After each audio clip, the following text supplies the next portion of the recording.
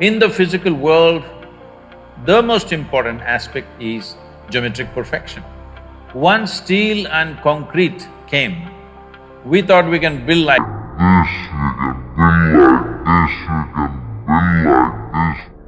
Right now there is a fight going on between this structure and the gravity, going on. Gravity will win for sure. It's not a factory shed we're building just for aesthetics. They were willing to invest their lives absolutely, everything they got.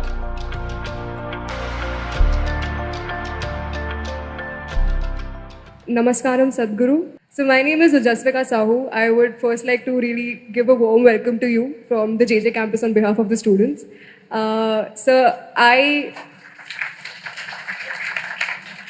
We architecture students especially, were really aroused and excited about this event, mainly because we are very well aware of your contributions to your Coimbatore ashram. So my question is a bit along the academic lines. We as architecture students have always been taught to build in the context, to look at the culture wherein your site is or wherever your project is going to be built. But now when I see today the world, in India especially, urbanization is basically blind westernization, where we simply build glass boxes which we know and understand that does not suit to the climate or the context of India. So my question is that we as Indians have not yet figured out what India's modern architecture is about, while we simply copy the Westerners. So what do you think should be India's modern architecture? Why we copy the West, not just in architecture, in just everything. I see a whole lot of women in Mumbai have turned blonde.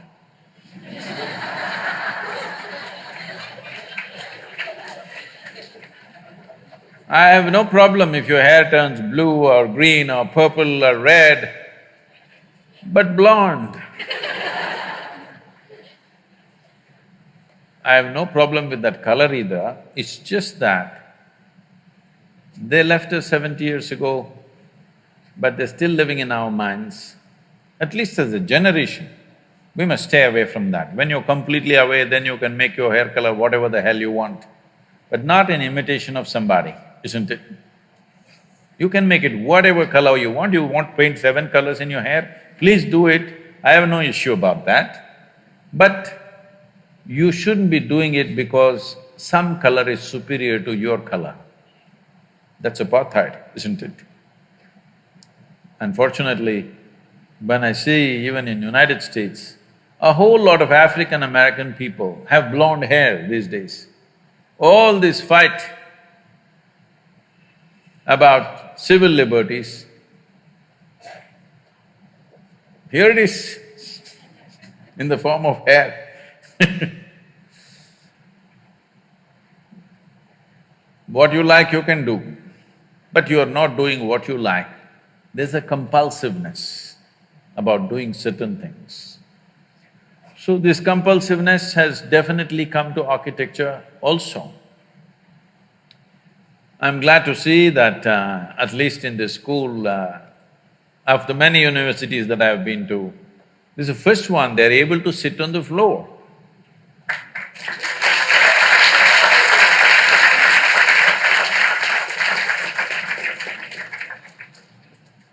Most people are stuck like this,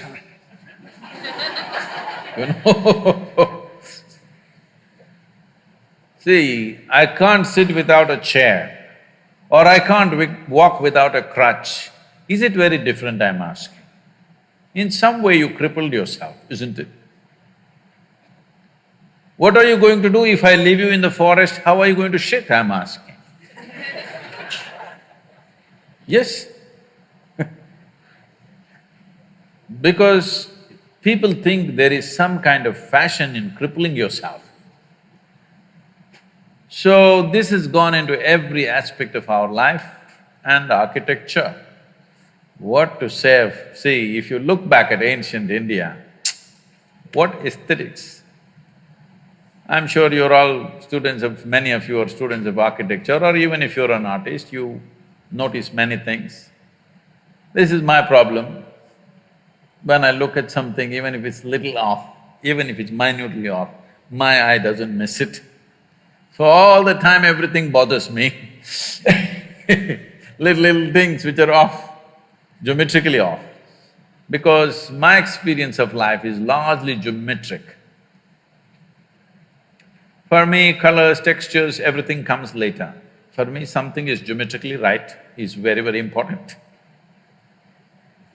Because this is the essence of creation. In the physical world, the most important aspect is geometric perfection. The planets are going around the sun for quite some time, not held together by a steel cable or something. Geometric perfection is keeping it going, isn't it? If the geometry goes off of this solar system, that's the end of it. It'll all fly into oblivion.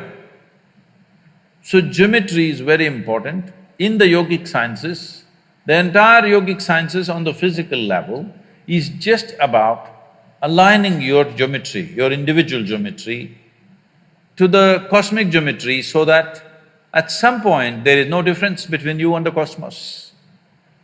You experience everything as yourself simply because you have attained to a certain level of geometric perfection. It's not just in the body, in your physiological structure, yes, but in your chemical structure, in your energy structure, you get your geometry aligned with the larger geometry so that you and that larger phenomena feels just the same because they're properly aligned.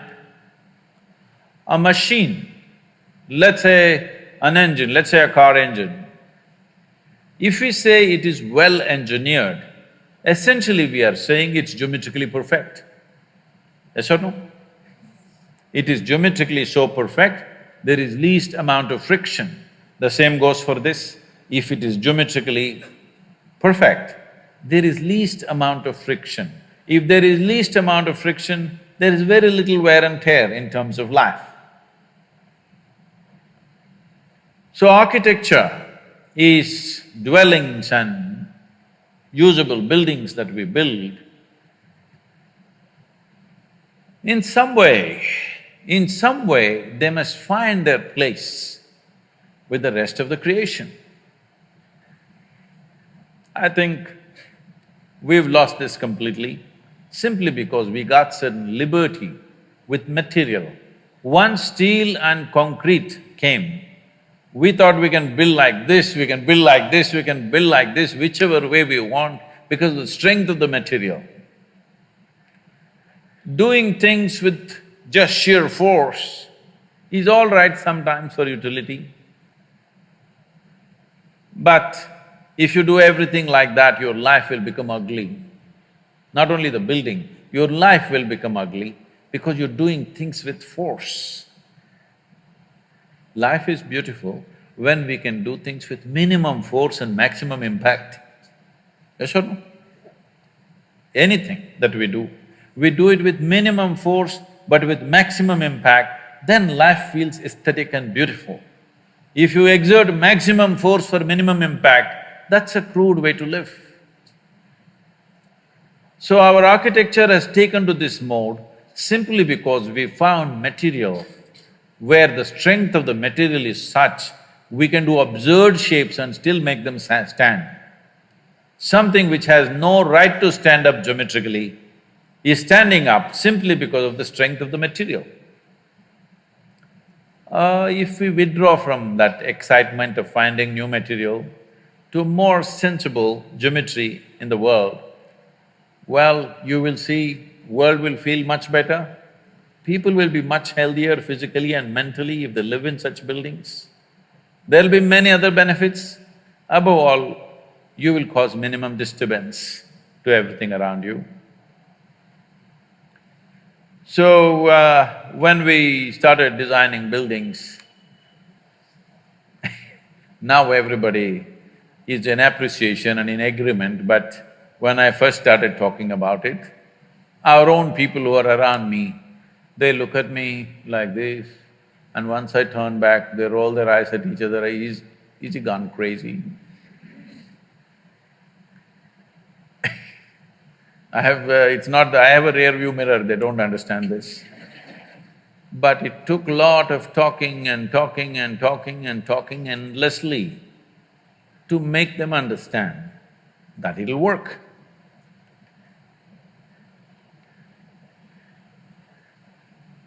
Some of you said you've been there, is that so? So, today all the utility buildings, other things that are being built in many different ways. But fundamentally, anything concerned with the spiritual process in the temple that was built there, mainly they're standing because of geometric perfection, not because of the strength of the material. For example, the dome is the largest elliptical dome of its sort, 72 feet in diameter. It's not semicircular, it's elliptical like this. And there is no cement, there is no concrete, there's no steel. The simple technology is all the bricks are trying to come down at the same time, but they cannot come down. It's just like if 10 of you try to go through the door at once, you cannot go unless one person has some courtesy and they step back. It's my confidence in the bricks that they don't have courtesy, none of them will ever step back. So they stood there. The force of gravity, which is supposed to bring it down, held it up. See, right now this building, any flat roof for that matter, right now there is a fight going on between this structure and the gravity, going on. Right now going on or not? It is going on.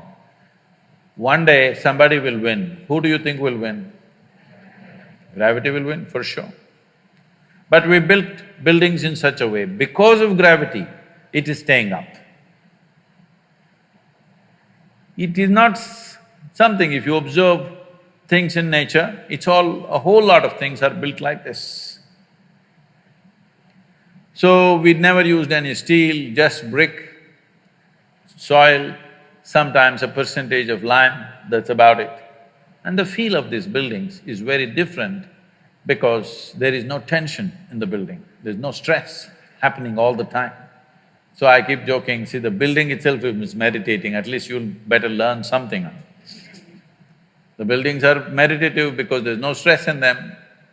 They're using the forces which are trying to pull them down as the force to stay up. This is something every human being should learn. What are the forces which try to bring us down? That is what you must use to go up. In a way, if you know something about aerodynamics, you would know aerodynamics is not against gravity. It is just using gravity to take off in a certain way. An airplane with the right kind of wings is not necessarily against gravity. But a rocket is against gravity. It's just the kind of thrust it has is like a forceful way of getting away. But an airplane is not made like that, simply is carrying tons and tons, you know. It doesn't matter how many times you have seen an airplane land and take off, you can still go on watching because there is something amazing about it that some 100, 120 tons simply takes off and flies. If it is… see, there are two kinds of flying machines, there are rotary wing machines and there are fixed wing machines. That is, fixed wing airplanes and the helicopters. A helicopter is taking off with sheer force. If you don't know this, I'm a licensed helicopter pilot. So, helicopter when you fly, moment to moment you have to keep it flying. But when you fly an airplane, all you have to do is take off and just leave it. Landing you must know unless you're a Bin Laden pilot. Landing you have to learn. Those guys didn't want to learn landing they are different. But it's only the landing which is really the challenge, rest of it is just child's play. Actually, if you put a 10-year-old boy, he will make a 747 takeoff. Only landing is a problem. But landing today, machines are doing better than human beings. I will… like when I'm flying this Air India from Mumbai to New York, 3-4 times in a year. Sometimes I'm there with the pilots talking to them, then I was just discussing these things and said, to what extent are you using the autopilot? He said, Sadhguru, we feel ashamed in front of you to say this, but she lands better than us. You just let it lands by itself. It has all the data how Mumbai airfield is made. If you just set it and sleep, it will land. People are talking about driverless cars, that's never going to happen in Mumbai traffic. But a pilotless airplane is very much a doable thing.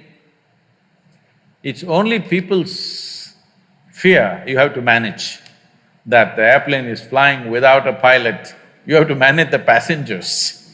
That's the only problem. Otherwise, it's very easy to make a pilotless airplane. Lot of pilots are sleeping. Now by law, if the flight is more than some 4 hours or so, a pilot can sleep for 40 minutes or 50 minutes, something. There is a law now that they can actually officially sleep. Because it's a big sky, it's not going to hit anything. Why I'm saying this is, the same goes for buildings. You can make the building either come up like with some exuberance, or it's standing like a depressed person. This is something… suppose you see a building like a human being, do you want to look at their face or you want to avoid their face? That's how a building should be. If you look at their face, you must feel joy. How… essentially, it's a geometric manipulation. How geometrically perfect it is will give that much sense of completeness to people when they visually see it, because the human eye is one eye on the planet which catches the maximum amount of detail. Because it catches so much detail, most important part of any physical structure is geometry. And some people can consciously catch it, others unconsciously react to it. They like it or they don't like it, that's all they know. But some people can consciously see, okay, this is the reason why it feels like this. So when it comes to architecture, it should not be in terms of European, Indian, this, that. These styles are established at a time when materials were limited, all right? The material available was so limited in those regions, accordingly they structured it, and most of the time everybody copied one architect in that area and that became the culture. That need not be the future of Indian architecture, but India having a history of tremendous aesthetics, and if you go to the ancient temples, you must come to the south because North India, most of the temples, the ancient temples are all gone. The new ones that they have built is all put up in a hurry. When they got a chance, they put it up like, you know, how they put up Ramlala, suddenly in 2 days, like that. But if you come to the south and see, one amazing thing you will see is their sense of geometry, unbelievable. How they arrived at this sense of geometry, 1,000 years ago, 2,000 years ago, absolute geometric sense in their mind. Well, you have seen the Kailash, I'm sure, at Ellora, the Kailash temple.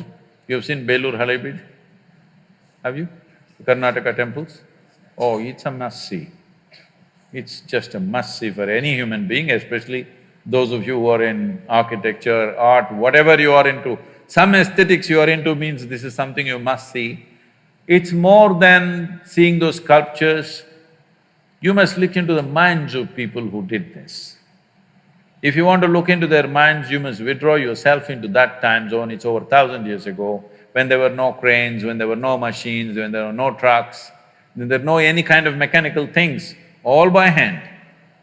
Why would somebody endeavor to do something so phenomenal and so almost superhuman in terms of engineering and the physical difficulty of lifting these huge rocks and doing this carving business? Why would anybody do that? What kind of passion should be firing those people to do this is unbelievable. If you see the Tanjavur temple, have you seen? This Gopuram weighs, I think, what, 180 tons, huh? 180, is it? Does anybody know? I think somewhere in that range, over 120 tons for sure.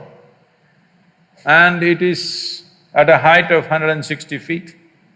They put a ramp of 10 miles, a mud ramp, and they brought this single piece of stone, 160 feet high above, and made a gopuram out of it. Exquisitely carved. Well, in Karnataka, what they carved is soapstone. In Tamil Nadu, Tamil people are crazy. They carved granite into very fine structures, which is far more difficult than carving soapstone. And they put it up there. What is it that's firing these human beings? Before you take up any project, you must visit this and see what kind of human beings are these, you know? Just for aesthetics, you understand? Not for livelihood. It's not a factory shed we're building, just for aesthetics. They were willing to invest their lives absolutely, everything they got. I think we need that culture back if we want to create a beautiful India, very important.